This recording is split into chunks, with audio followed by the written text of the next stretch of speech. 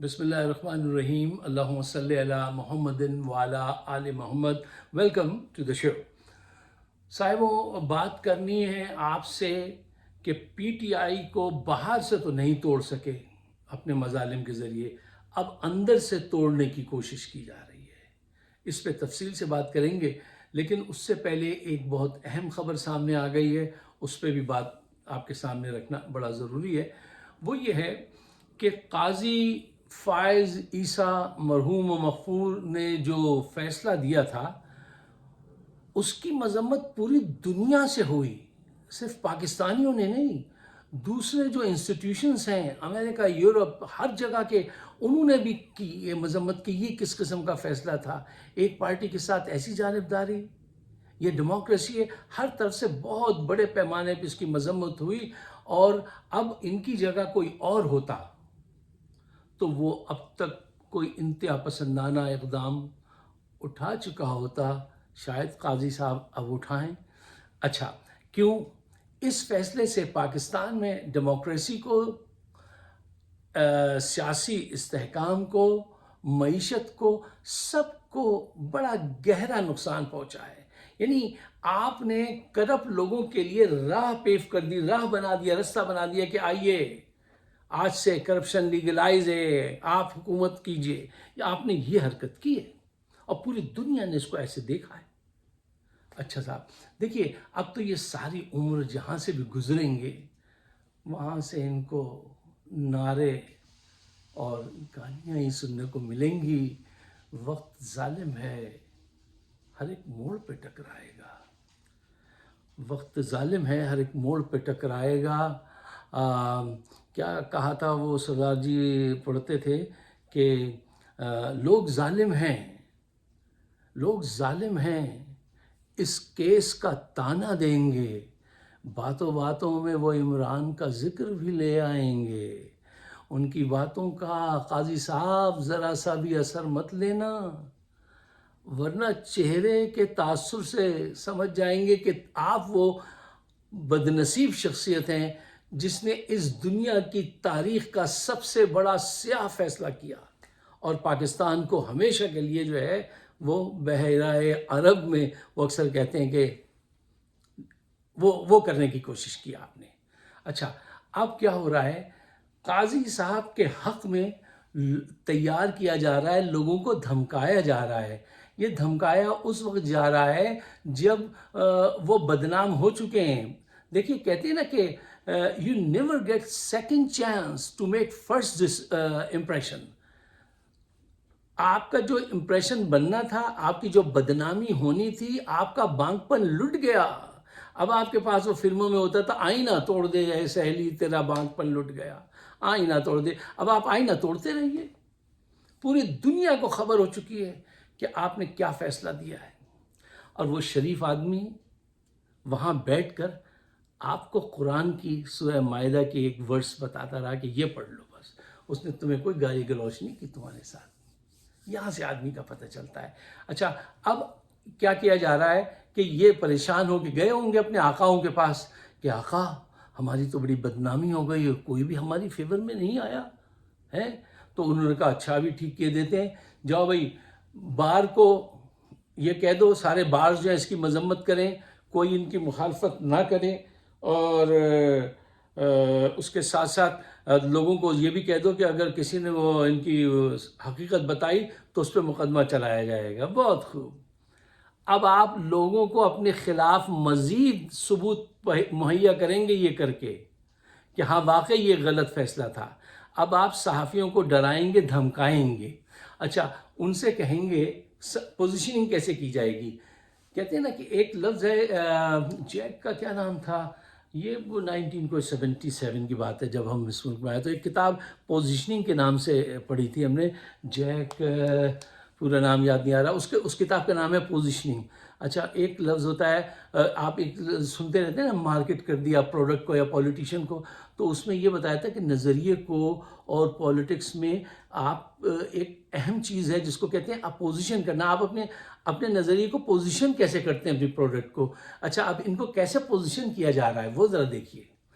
وہ یہ کہا جا رہا ہے کہ بھئی تم ایسے سوچو کہ یہ جو کچھ ہو رہا ہے بدنامی، یہ صرف چیف جسٹس کی نہیں ہو رہی ہے، یہ پاکستان کے سپریم کورٹ کی بدنامی ہو رہی ہے، تم یہ تو نہیں ہونے دو گے۔ اس انداز سے سمجھایا جا رہا ہے۔ پھر دوسرا پہلو یہ کہ بھئی دیکھو ٹیکنیکل جسٹس جو ہے اس کے حساب سے تو قاضی ٹھیک تھے، اب تم جاؤ لوگوں کو جا کے یہ سمجھاؤ، لوگ جو سمجھنا تھا وہ سمجھ چکے، اب آپ کے کہنے سے کچھ نہیں ہوگا، آپ چند صحافیوں کو اور زیادہ مار پیٹ لیں گے، تھوڑا سا اور کیا کر لیں گے، لیکن آپ کی جو تصویر پینٹ ہو گئی نا وہ ہو گئی، اب آپ کچھ نہیں کر سکتے۔ Damage has been done my friend, اب آپ جو ہے نا گو رابن گو، اب آپ کے ہاتھ میں کچھ نہیں ہے، آپ اگر کوئی اور حماقت کرنا چاہتے ہیں، کچھ لوگوں کو مار پیٹنا چاہتے ہیں تو کر لیجئے، تو آپ کا بڑا آسان کام ہے، کچھ کو لے جا کے بند کیجئے، کر لیجئے۔ اچھا صاحب، اب آئیے اس بات پہ توجہ دیجئے کہ دیکھیے پی ٹی آئی کو باہر سے تو کوئی نہیں توڑ پایا، نہیں توڑ پا رہے، اندر سے توڑنے کی کوشش کی جا رہی ہے، اور آپ کی تباہی جو ہے وہ باہر سے نہیں اندر سے ہی آئے گی۔ دیکھیے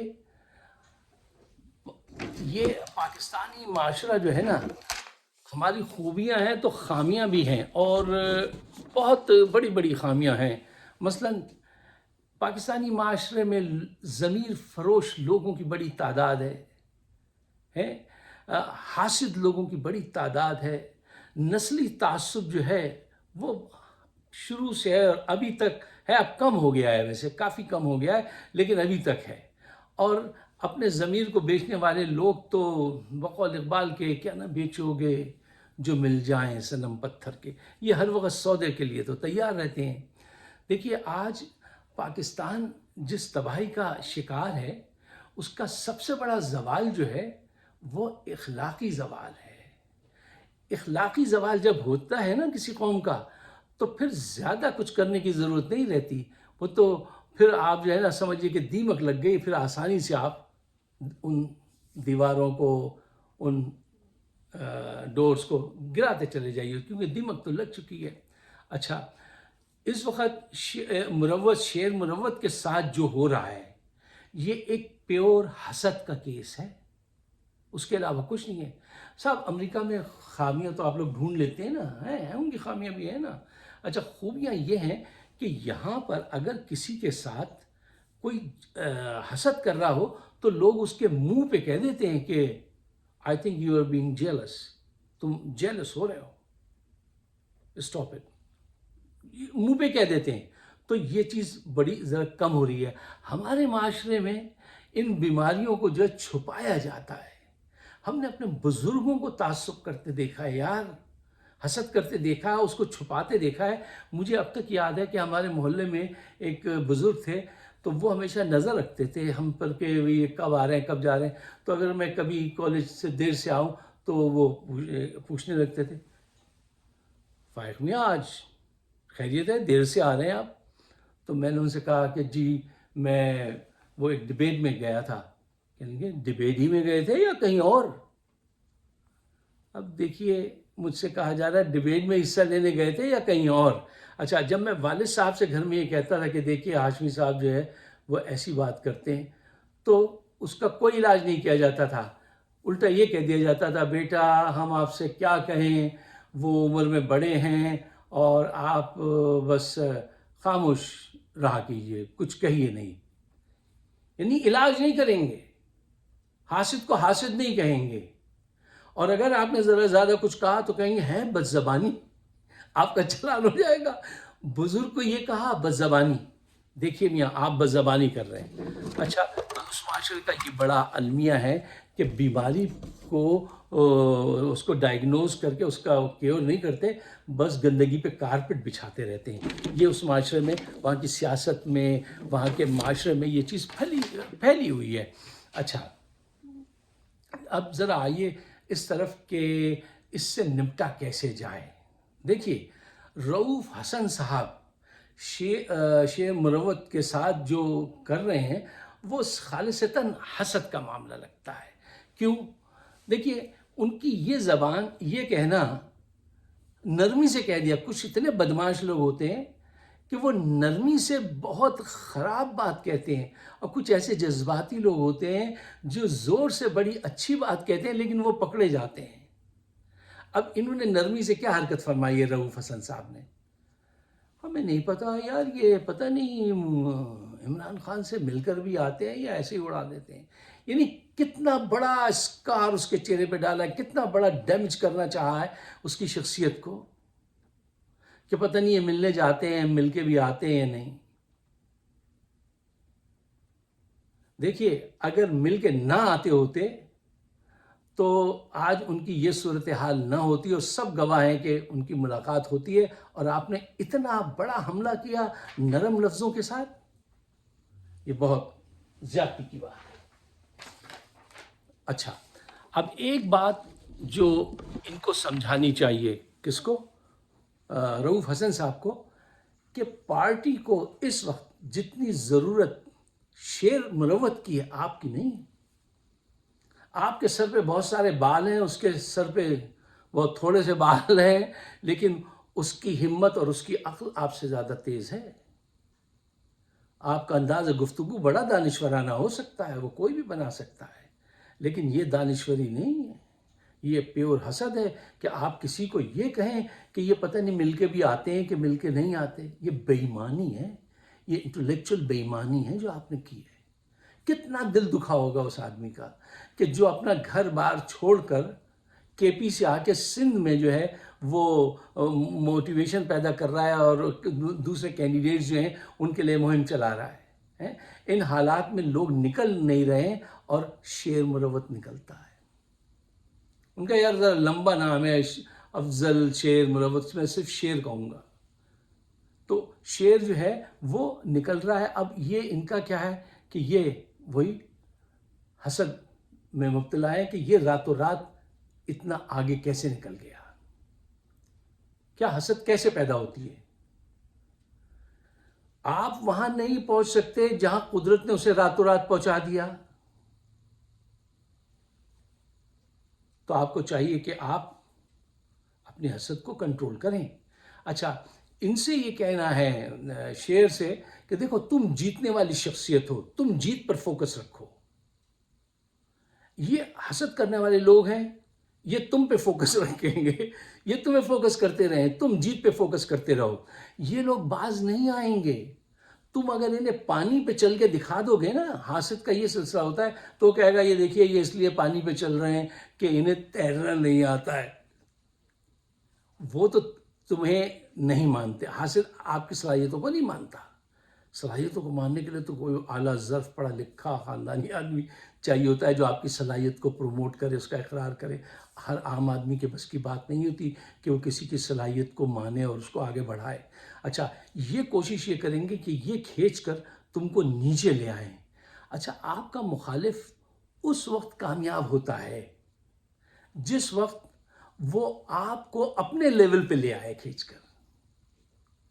آپ ان کے لیول پہ نہیں آنا. شیر یہ چاہیں گے کہ آپ یہ موومنٹ بند کر دیں، باہر آنا بند کر دیں، لوگوں میں جانا بند کر دیں. اگر آپ نیچے اتر گئے ان کی سطح پہ تو یہ کامیاب ہو گئے پھر. اور اگر آپ نے کہا نہیں، let me do my way, you go your way, آپ اپنا کام جاری رکھیں اور پریشان نہ ہوں. لوگ آپ کو آپ کے کام سے پہچان گئے ہیں.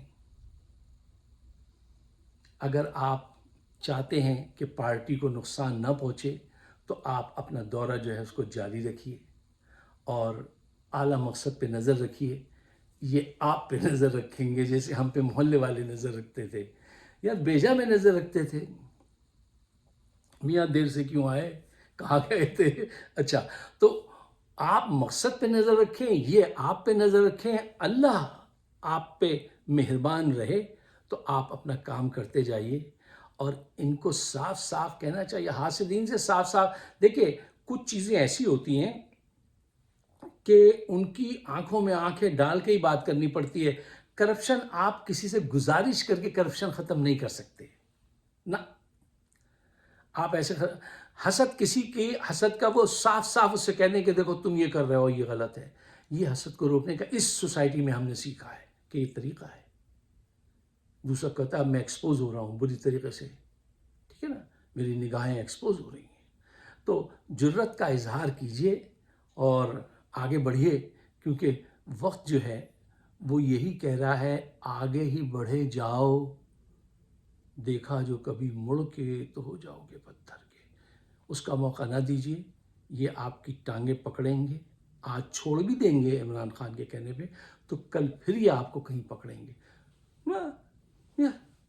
فکر مت کیجیے، آپ کو اللہ تعالیٰ نے کامیابی دیے، آپ اس کو قوم کے حق میں خرچ کیجیے، آگے بڑھیے. آپ اگر میرے خیالات سے اتفاق کرتے ہیں تو برائے مہربانی ان خیالات کو شیئر کیجیے ان کے ساتھ جو حقیقت جاننا چاہتے ہیں، اور مجھے اپنے خیالات سے ضرور نوازیے. ہمارا چینل فائق صدیقی شو کو سبسکرائب کیجیے اور بیل کو ضرور دبائیے تاکہ وہ آپ کو نوٹس پہنچ سکے. ہمارے ساتھ بہت قسم کی زیادتیاں کر رہے ہیں، ویڈیو کو زیادہ آگے نہیں جانے دیتے، ایک طریقہ انہوں نے وہ اختیار کیا ہوا ہے. تو خیر اللہ مالک ہے، جہاں تک میرا کام محبت ہے جہاں تک پہنچے. آپ سب کا بہت بہت شکریہ.